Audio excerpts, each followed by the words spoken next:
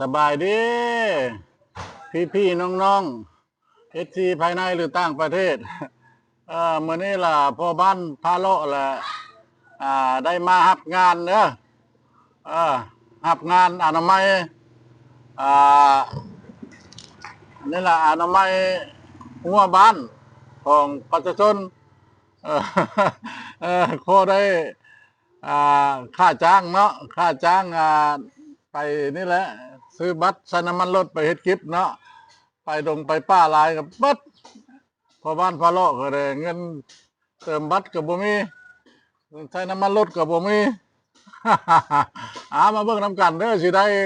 กินข้าวข้าเจ้าบ่เออ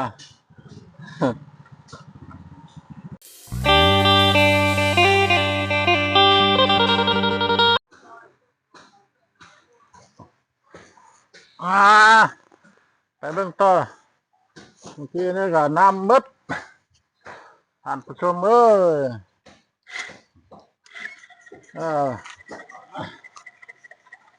เฮ็ดได้หัวซีดเด้อหัวซีดใช้ด้วยไฟฟ้า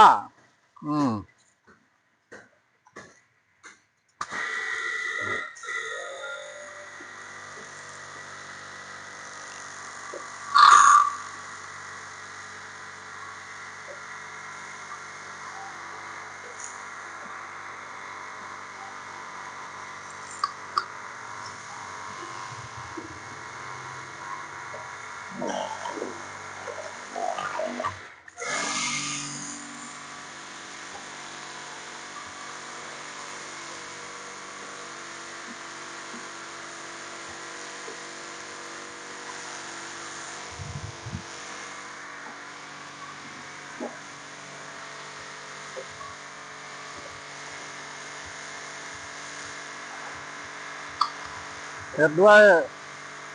นั่นเด้อท่านผู้ชมเด้อเฮ็ดด้วยกวนจัก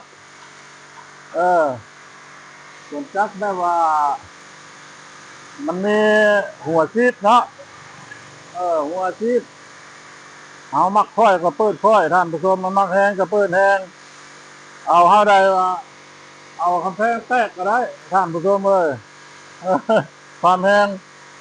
ถ้าผู้ใดฮู้เห็นแล้วก็นำไปใช้เด้อเดี๋ยวจะน้อยพอเท่าเดี๋ยวน้อยพอบ้านพอโลสิได้ให้เบิ่งนี่ละเนี่ยอันนี้มันก็เป็นหัวซีดเนี่ยเด้อหัวซีดเนี่ยเฮาอยากให้มันแห้งเฮาก็เด้ออยากให้มันแห้งเดี๋ยวนี้เด้อเนี่ยคันเฮาอยากให้มันช้าอยากให้มันเป็นทอดมันค่อยเฮาก็เอาพออย่างนี้ทางเสด็จขี้เสมิงครบได้ตั้งแต่จักเท่าไรปีแล้วตามเบิ่งเฮือนเพิ่นเนาะจนออกเป็นสีดำแล้วบ่ย่านคนใส่แล้วมันเรียบร้อยออกหมด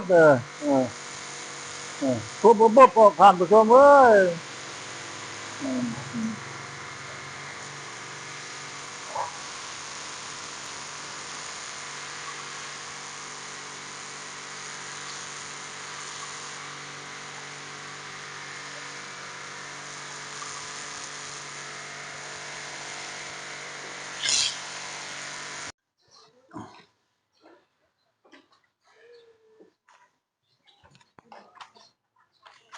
ยังบ่แล้วพี่น้องเอ้ย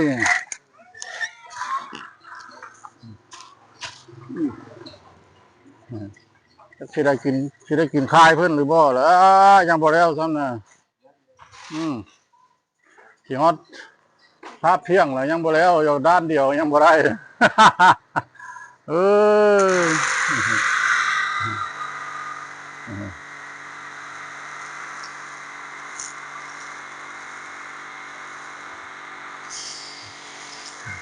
เด้อน้ำกันเด้อพี่น้องเด้อแต่ว่ามันถึงมันสิง่ายเนาะก็บ่ง่ายเกินไปคือว่าอะไรเนาะท่านผู้ชมเนาะเฮ็ดหยังก็เฮือบ่ก็บ่ได้เงินเพิ่นเนาะ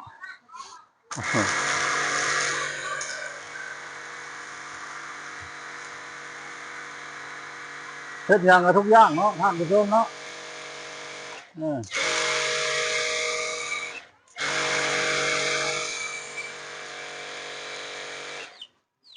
คันว่าเหือบ่ออกแล้วบ่ได้บ่เห็นหน้าเงิน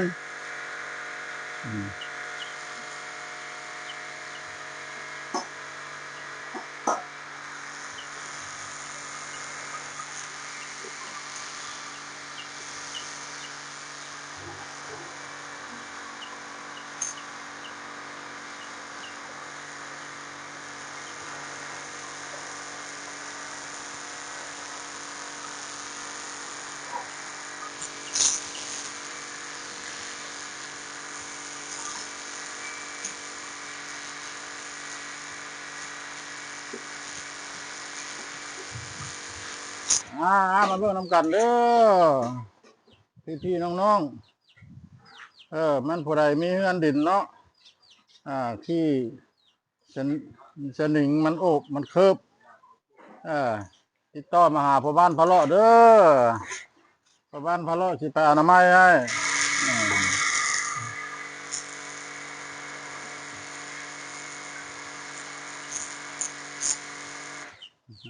ราคาละเป็นกันเองเด้อท่านผู้ชมเด้อคันว่าทึกใจละเฮ็ดให้พี่ติดต่อมาเด้อ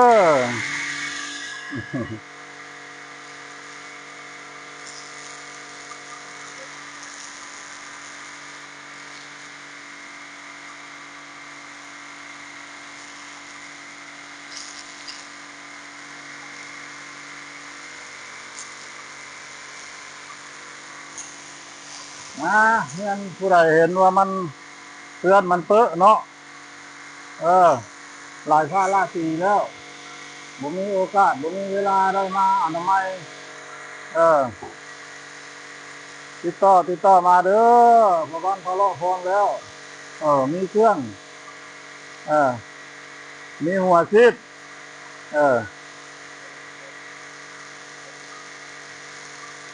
ราคาเป็นกันเองผสมชื่ออยู่ดอกชื่อนึงก็ชื่อแท้ก็ชื่อคำดีเนาะคำดีแล้วก็เว้าทุกใจเพิ่นก็เฮ็ดให้ทีได้มันบ่ทุกใจก็อยู่ชื่อสองว่าชื่อพ่อบ้านพะเลาะเด้อเข้าไป YouTube ไปเขียนภาษาไทยอันยังติดตามพ่อบ้านพะเลาะแต่ละมื้อบ่ได้อยู่ได้สมกับเจ้าตั้งชื่อให้นะเจ้าตั้งชื่อว่าพ่อบ้านพะเลาะดงป้าผู้ฟ้าไปตลอดนี่แต่ว่างสองมือหลังมันเนาะไฟลายกันหมดมีแค่น้ำมันรถท่านผู้ชมเลยก็เลยมาทำงานเพิ่นทำงานของพ่อแม่ประชาชนนี่แหละเพิ่นว่าเพิ่นสิให้เงินแล้วก็เลยมาอนามัยให้เพิ่นท่านผู้ชมเลยเฮ็ดงานนี้แล้วก็ได้เงินแค่น้ำมันรถแล้วก็ไปหาท้ายทำในท่านผู้ชมเบิ่งมีหมดทำเล็กทำน้อยทำบางบดทำพิชังงูยักษ์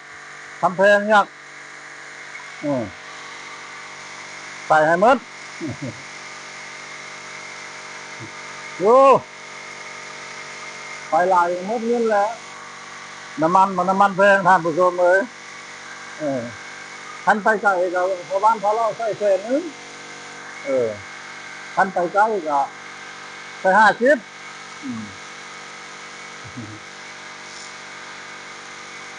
มาในเงิน YouTube ก็ยังบ่ได้หาก็เฮียนทุกท่านผู้ชมเลยท่านผู้ใดคิดเห็นใจพ่อบ้านพะเลาะเนาะขอช่วยกรุณากดไลค์กดแชร์พอให้ได้ผ่านซองแล้วก็พอได้เงินซื้อน้ำมันรถถ้าทำในท่านผู้ชมเบิ่ง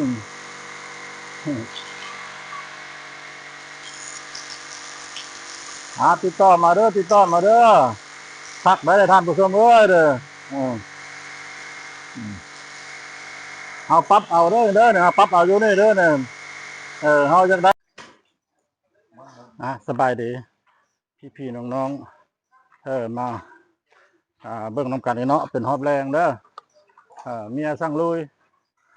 สามเพิ่นกำลังตื้อให้ว่าสามมือให้แล้วห้ามท้อเนาะห้ามผู้ชมเนาะเฮ็ดหยังกะเฮือบ่ก็บ่ได้เงินเพิ่นเนาะอันนี้ก็คันเฮาสิเฮ็ดตามใจเฮามันก็จังมือจังซี่แล้ว เมียเราเลยสั่งลุยว่ะสามมื้อแล้วโหก็จำเป็นแล้วเนาะเพิ่นเป็นอันนี้เนาะหัวหน้าครอบครัวเนาะเออเออกันแล้วเมียสั่งแบบอยู่สั่งให้ไปใครก็ไปได้เนาะท่านผู้ชมเนาะอันนี้เมียสั่งว่าลุยว่ะสามมื้อให้แล้วเด้อว่ะทั้งทาสีและท่านผู้ชมเอ้ยทั้งล้างเคิบไขมันเคิบสนิงนี่นะเนาะแล้วทั้งทาสีพร้อมทั้งนอกทั้งในตายเลยพ่อบ้านพะเลาะเนี่ยเมียสั่งลุยละกันแต่พ่อดา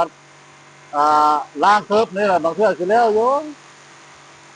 อันนี้ก็จำเป็นแล้วจะได้เฮ็ดทั้งเว้นทั้งคืนเลยตัวเพิ่นสั่งเลยเด้อสามมื้อให้แล้วทั้งทาสีเฮือนนี่ล่ะเฮือนของเพิ่นบ่อนทั้งพ่อบ้านพะเลาะมารับงานนี่ล่ะถือว่า9คูณ12แต่เราเว้าคันไล่เฉพาะเฮือนได้บ่ไล่กำแพงไล่กำแพงนี่ก็อยู่ด้านนึงก็บ่แม่นน้อยปานใดความยาวแต่จำเป็นแล้วพ่อบ้านพะเลาะนี่ก็สิลุยเต็มที่12 โมงปัจจุบันนี่เด้อท่านผู้ชมเด้อ12 โมงก็มันสิได้เฮ็ดคันทันลำบ่แล้ว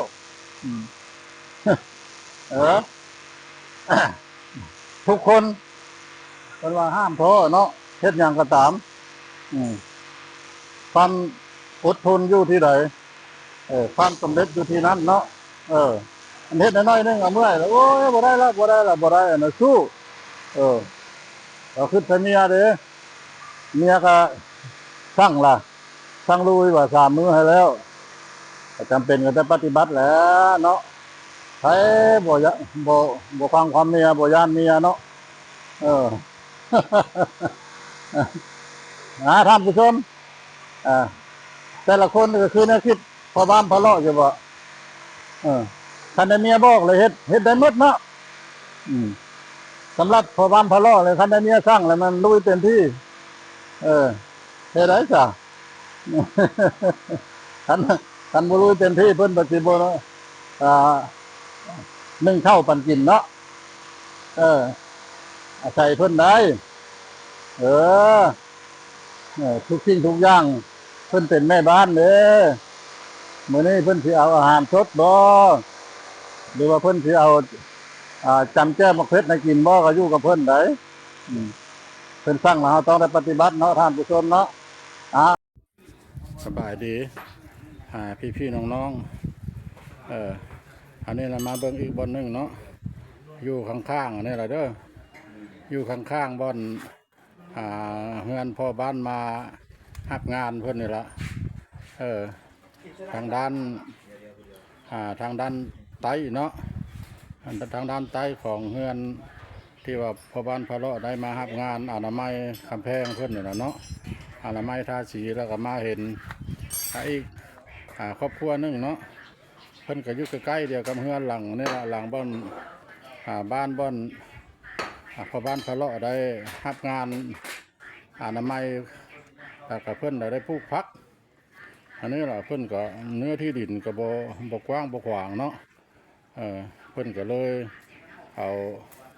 อันนี้ละแก๊สมันเป็นแก๊สพองน้ำของที่มันของไอ้น้องเวียดนามนี่นะเนาะเพิ่นมาแล้วเพิ่นก็เอาดินผสมกับขุ่นขี้งัวขี้ควายก็เป็นผักสวนครัวอันนี้มันมีผักเสริมเด้ออันนี้ละผักเสริม ผักแพรวมะเขืออันนี้ละมันต้นมะเล่นอันนี้ละผักบัวหัวสีไข่มีสารพัดเด้อผักชื่อเพิ่นก็คือซีเมนต์นางมาเนาะสาวมาพอแล้วก็เป็นผู้สาวเนาะเพิ่นก็บ่มีครอบครัวเพิ่นก็เสียชีวิตดนแล้ว เพิ่นก็ได้ดูมั่นขยันเพียรก็ถือว่าเป็นครอบครัวหนึงเนาะเล็กๆน้อยๆเฮาก็บ่ได้ลงตลาดบางครอบครัวก็โอ้ดินก็บ่มีปลูกก็บ่ใช้วิธีการเนาะอยากกินอยากตำแจ่วก็แล่นลงตลาด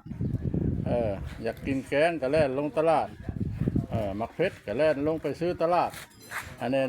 นี้มันต้นมักเพชรเพิ่นเด้อนี่เด้อนะมักเล่นเพิ่นก็กำลังกาอยู่เด้อนะเพิ่นกำลังกาอยู่นะหลายอันหลายอย่างก็ถือว่าเป็นครอบครัวดูมั่นเนาะว่าแล้วกับครอบครัวดูมั่นเพิ่นก็บ่ทันได้เท่าได้แก่ปานใดเนาะยังเป็นสาวอยู่ซิงๆอยู่แต่เพิ่น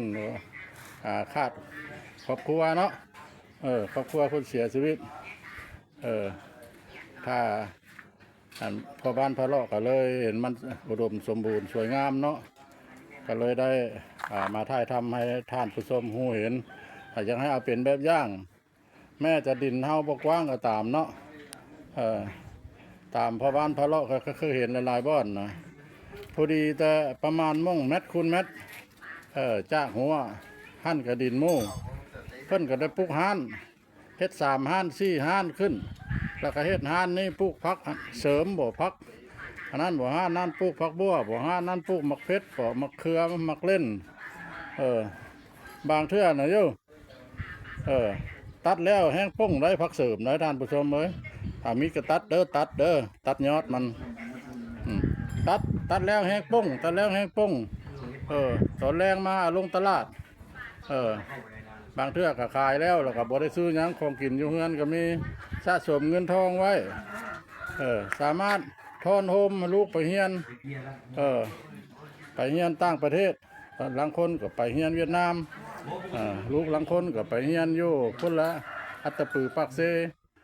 จนจบเพราะว่ามันขึ้นอยู่กับจิตใจคนดูมั่นขยันเพียรเนาะมาเบิ่งเป็นแบบอย่างเด้อเนี่ยเจ้าของเพิ่นก็เลยเพิ่นขายเครื่องงานเพิ่นก็เลยสบายดีสบายดีโอ้ดูมั่นขยันเพียรเนาะปลูกผักกินเองเนาะ